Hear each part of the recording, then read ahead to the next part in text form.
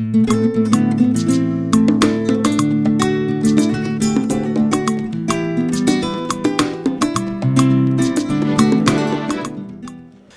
fidèles téléspectateurs, très heureux de vous retrouver une fois de plus fidèles téléspectateurs dans le cadre de notre grande émission Gros Plan que vous retrouvez dans cette grande émission de compagnie Notre Congo LM sur la radio-télévision nationale congolaise. Alors pour aujourd'hui, Gros Plan, nous nous sommes intéressés au moins par rapport à cette réhabilitation et également construction de la route Elengessa.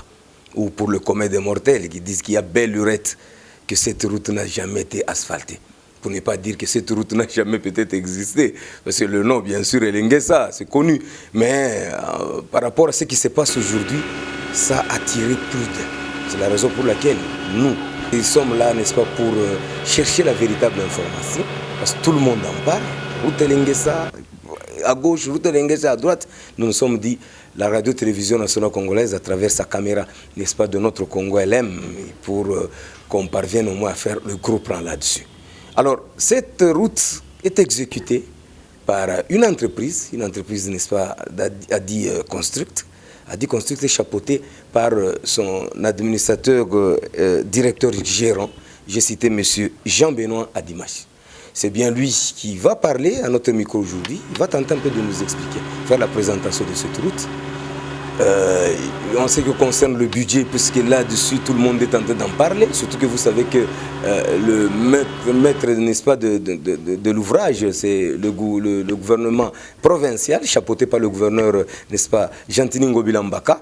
Alors, nous nous sommes dit, il serait bon qu'on parvienne au moins à en savoir un peu plus, parce que nous ne pouvons pas nous fier à des bobards qui sont en train de se dire par-ci par-là, mais il serait bon de faire le déplacement pour avoir la véritable information. Alors, la véritable information, nous pouvons l'avoir où? Qu'à la personne qui est en train d'exécuter, n'est-ce pas, cette route, qui n'est autre que, n'est-ce pas, la DG Jean-Benoît Adimash. Alors, je vous laisse, vous allez le découvrir, vous le connaissez d'ailleurs, parce que ce n'est pas la première fois qu'il puisse passer dans notre émission, mais aujourd'hui, c'est exclusivement sur la route Elengessa. Alors, Chims Kapangala, à tout à l'heure. En fait, l'avenir Elengessa, jadis appelé l'avenue Pierre Moulélé. Cette avenue était praticable, je veux dire, sur une linéaire de 1,6 km jusqu'au niveau de pont. Et qu'après le pont, entre la route, c'est comme ça qu'on parle dans le contrat, il y a une partie à réhabiliter et une partie à construire. Donc voilà un peu pour ce qui concerne la route. Il y a la partie réhabilitation et la partie construction. La partie réhabilitation, ça part de là où il y a croisement avenue Kassavubu et l'avenue Elengessa. Donc ça part de là, la partie réhabilitation, jusqu'au niveau du pont. Donc dépasser l'avenue Ngiringiri et le pont qui est là. C'est ça la partie réhabilitation. Et la partie réhabilitation de long de 1,6 km, comme je l'ai dit. Et la partie construction, 4 km 400, ça fait 6 km au total. Le gouverneur de la ville, l'actuel gouverneur, Gentini Ngobila, quand il est arrivé, il a pris les affaires de la ville à main. Il a voulu faire l'avenir Elengessa à son cheval de bataille. Il a dit en tout cas, je viens d'accéder au gouvernement de la ville, je commence par l'avenir Elengessa. Il est allé vers l'OVD pour demander à l'OVD s'il y avait des études qui existaient déjà avant que lui n'arrive au pouvoir pour l'avenir Elengessa. Parce que je sache, il a écrit officiellement à l'OVD pour demander les études. Bon, je ne sais pas comment ça s'est passé, mais les critères qui rentraient du moins en ligne de compte pour la désignation d'une entreprise, parce qu'on ne peut pas désigner, il y a l'appel d'offres, parce qu'il y a deux façons il y a l'appel d'offres. Il y a l'appel d'offres général, d'un montant. On peut aussi faire une consultation restreinte.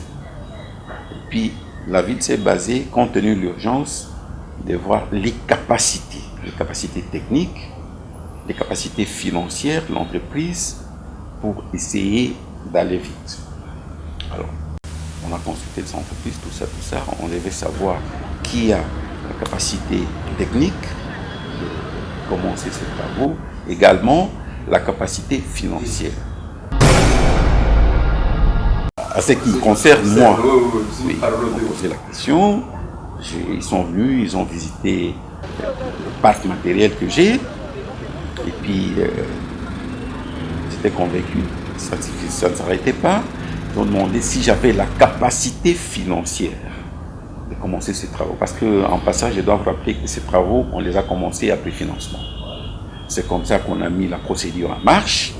Il y a eu la DPCMP, la direction de session de marché. Voilà.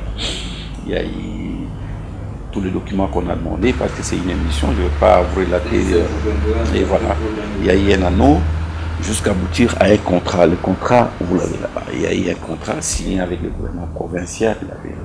Quand je parle de Mobila, ce n'est pas le gouverneur Mobila, il y a un ministre qui a la charge, voilà, qui a la charge de les infrastructures, voilà. De la ville. Exact. Il y a un contrat qui était signé en bonne et due forme et les travaux ont commencé. Parce que depuis la nuit de temps, Nzela Ouezala n'ont jamais construit. Alors tout le monde qui va salir yango, ngana lo bango dolo de bile baki na Mariano. Je crois que les ingénieurs sont sur place pour témoigner. Là-bas, ils ont na balabala na ngai pour na likolo makala. La rosala don ata ya muke. To pesi bino merci. Bosali elembo ya bolingo. Elembo ya bolingo bosali bo traduire yango tozongisi yango epai ya bakonzi ya mboka. Gouverneur Gentili Ngobila oyo azwaki likanisi ntango azwi bokonzi alobi ngai na kosala avenir elengesa cheval de bataille na nga. Bato bandimaki te mais lelo nzela esalemi. Le président de la République Félix Antoine Tshisekedi Tshilombo aya ti awa alobi nzela ekotongama mpona bana Congo. Nayambi geste oyo ya bolingo bolakisi na motema moko nazali ko représenter entreprise Adi Construct na ko transmettre yango fidèlement na gouverneur ya ville oyo akanisi bana makala oyo alobi makala il faut tongama et eza normal te na ville na ye en tant que gouverneur bana ya ba commune mususu baza na nzela mais bana ya commune ya makala Bumbu Selemba baza na nzela te lelo eloko ezaki ndoto lelo eza réalité a goudron ekoti na makala mafuta oyo tokolia yango na esengo, tomate oyo tokolamba yango na esengo, spaghetti oyo na kozwa yango na okindi nango epai ya gouverneur ya ville oyo aza initiateur oyo azali ko réaliser ba action na ville na ye na kopesa ye pe je crois akoyawa pona ko loba na bino ke azwaki elembo ya bana makala. Donc voilà. Merci.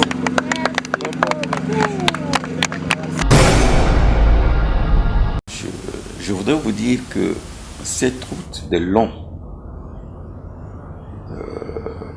d'une linéaire de 6 km, comme je vous ai dit, il y a la partie réhabilitation et la partie construction. L'ensemble font une enveloppe de 24 millions. Pourquoi 24 millions?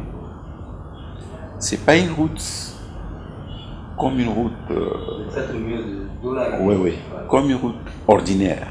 Parce que si vous montez sur cette route, vous allez trouver qu'il y a de talus. Vous allez trouver que nous faisons des pérés maçonnés, c'est-à-dire il y avait de ravins, la route n'a jamais existé depuis l'indépendance, où vous allez trouver la route ici, il y a des talus maçonnés qui vont jusque 20 mètres de part et d'autre. Ça, les maisons sont en haut, là. Tout à fait, tout à fait. Donc vous comprendrez que c'est une route qui n'est pas comme une route ordinaire, quoi. Voilà. Il y a ça, il y a même des choses que nous avons trouvées pendant l'exécution de ces travaux qui n'ont pas été prises en compte par les études l'OVD, parce que nous exécutons ces travaux avec les études l'OVD. Notamment, il y a le mur de soutènement en moellon. Parce que pendant qu'on exécute, là on a fini la partie réhabilitation. La partie construction, il y a d'abord une glissière de long de plus de 800 mètres. pour ramener les eaux vers la rivière Kalamou. Après la glissière, quand vous avancez, on a trouvé qu'il était nécessaire de faire de murs de soutènement à Mondo. Parce que vous avez trouvé que la route est là, mais les maisons des gens sont suspendues. On était obligés de protéger les habitations des gens. Ce n'était pas repris dans le bordereau quantitatif. Vous savez, les travaux routiers, quand il pleut, c'est ça de grande difficulté, parce qu'on ne sait vraiment pas respecter le planning. On a connu beaucoup de difficultés le mois d'avril ici. Il y a eu la fréquence de pluie, il y a eu beaucoup de pluie. Maintenant, avec la saison sèche, en tout cas, si les moyens vont suivre, avant la fin de l'année, on va sortir sur bypass. C'est notre pays, mon frère. On ne peut pas faire des choses bâclées, des travaux bâclés. On le fait aujourd'hui et demain, on vous rappelle pour dire que regardez, ça ternit même l'image de l'entreprise. Tout ce que nous faisons, nous prenons soin à chaque étape de faire intervenir les laboratoires nationaux de travaux publics. Je peux vous faire voir tout le certificat du laboratoire national, le rapport du laboratoire national de travaux publics dans chaque étape. Parce que c'est ce que là, il y a des essais à la plaque, chaque étape nous faisons intervenir le laboratoire pour s'assurer que le travail qu'on est en train de faire n'aura pas de problème et on est en train de le faire selon le règle de l'art. Je peux vous rassurer que l'entreprise a dit qu'on construit n'a aucun associé. Le patron de cette entreprise, c'est le Seigneur Jésus-Christ. On n'a pas d'associé. C'est une discipline. Vouloir ce que nous faisons, Dieu d'abord, et puis une discipline. Quand on a un franc, parce que les travaux publics, on ne va pas le faire à la main. Si vous n'êtes pas équipé, vous ne pouvez pas vous prétendre réaliser des travaux routiers. Merci beaucoup, fidèles téléspectateurs. Nous sommes arrivés à la fin de notre émission. Vous l'avez constaté que nous avons fait un gros plan sur la route Elengue-Sam. Et cette route est exécutée par la société ou pourquoi pas l'entreprise Adi Construct. Alors, ça valait la peine que nous puissions nous déplacer, venir rencontrer le patron, n'est-ce pas, de cette entreprise pour qu'il nous dise au moins le secret des différentes difficultés, quel est ce miracle qui est arrivé pour une route qui n'existait presque pas, parce que vous avez suivi avec un intérêt particulier, qu'il a expliqué que cette route a deux parties, la partie réhabilitation également, la partie construction. Alors, sur la partie construction, la route n'existait presque pas, mais aujourd'hui, je crois qu'à travers les images, vous êtes en train, n'est-ce pas, de suivre comment il y a eu cette transformation. Alors, c'est une entreprise congolaise, faisons la confiance à la main-d'œuvre locale.